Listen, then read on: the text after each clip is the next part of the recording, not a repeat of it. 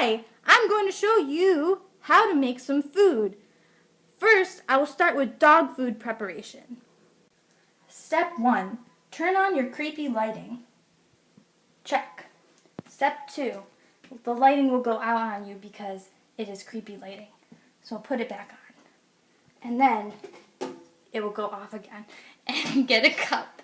And then also give up on the terrible lighting. And the lighting will go off again. Then you get your cup, scoop it up, put it in the bowl, find a dog to feed it to.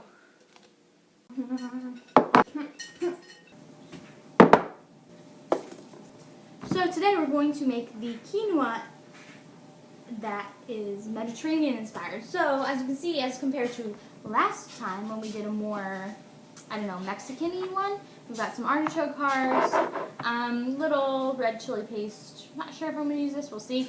Sun-dried tomatoes, quinoa, olive oil, garlic, and then perhaps, some other Italian seasons at the end. So one thing that I did not go over in the last video was how to cook the quinoa. So it's just like rice, basically. You want to do a 1-to-2 ratio, and I'm going to cook it in this pan because I like to be a little bit weird. So I'm going to do 1 cup and then 2 cups of water, and we will see. Whoops. It's pretty good. 1 cup goes into the pan. So this is what your quinoa in the pan should look like. Don't forget to put it on medium heat and cover it for about 15 minutes. Oh, hi there. Didn't see you standing there. Forgot to tell you that you also need an onion. Now I will go ahead and chop up some of these pieces of garlic. It's about 1 clove, but I have just small pieces, so I'm going to do like maybe 3 or 4 small pieces, or 1 or 2 large cloves, up to you. So make sure that you have a large chopping knife. Using a small knife can actually be more dangerous than using a large knife, because with a large knife you can really get your fingers out of the way. So remember, smash it, fingers tucked in, and just chop it as small as possible. So now that you have your garlic chopped up nice and small, like this, you can either put it in the dish afterwards, or you can throw it in with the quinoa as it's cooking. I'm going to throw it in while it's cooking because my mom might want some and she doesn't really like raw garlic. I don't care. It's up to you. So like I said, I'm also going to add in some artichokes, and these are whole hearts, canned whole artichoke hearts. And they are usually kind of big chunks. I want them to be a little bit smaller, a little bit more integrated into this whole thing. So I'm going to chop them up into halves. Let's get rich and buy our parents' homes in the south of France. Let's get rich and make everybody nice sweaters and teach them how to dance. Let's get rich and build a house on a mountain, making everybody look like ants. Way up there, you and I, you and I. Oh, let's get rich and buy our parents' homes in the south of France. Let's get rich and make everybody nice sweaters and teach them how to dance. Let's get rich and build a house on a mountain, making everybody look like ants. Way up there, you and I, you and I. So I don't have any idea how many artichokes is a good amount of artichokes, so I'm just going to use the whole can, as you can see.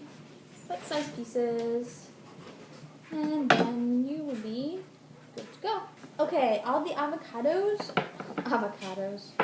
artichoke hearts are chopped up.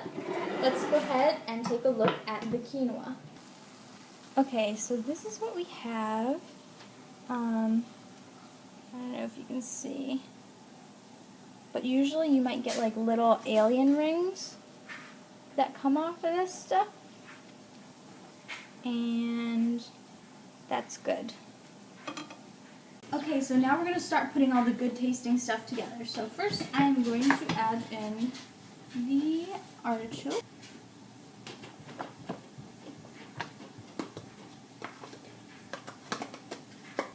Sun-dried tomatoes.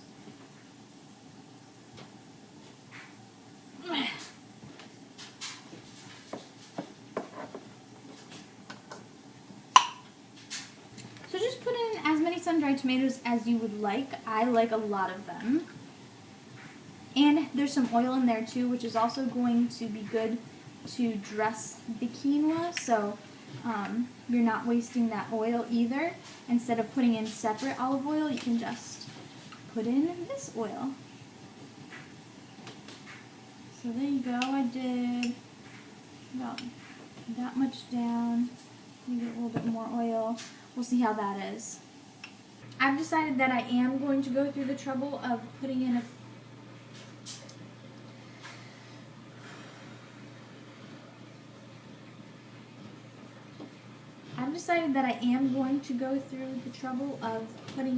few of these olives. They have pits in them. The olives with pits in them are way better, but then you have to take the pits out of them. So I've decided it's way too hard to take the pits out of them. So I'm just going to put them in with the pits. I am also going to add some capers. Olives and capers, both salty, but as you can see, we're not just adding salt, we're also adding flavor. Similarly with the olive oil, we're not just adding fat, we're adding flavor with the sun-dried tomatoes. So also think of that when you're seasoning your foods. This, with the capers and the olives, it will add to the sodium, so you don't need to put those in at all. But if you are fairly active and you're sweating a lot, you might need that sodium to replenish your sodium stores and electrolytes. Similarly, if you have low blood pressure, you might need a little bit of extra sodium in your diet as well. So we need to add a little bit of acidity, and the way that I'm going to do that is with balsamic vinegar.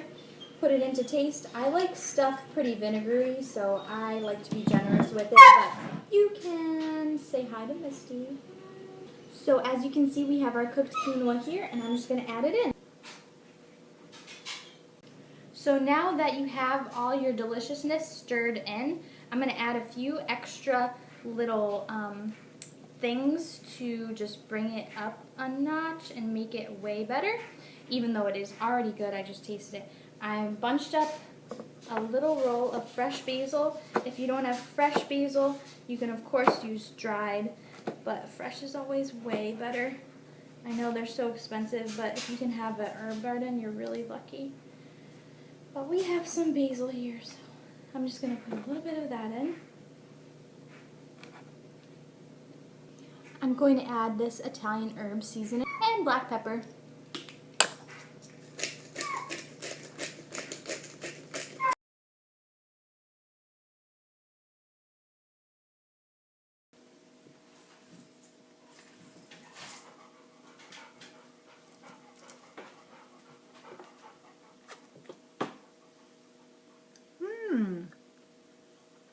That's good. I like the cranberries in there. There's no cranberries. What are these? Sun-dried tomatoes.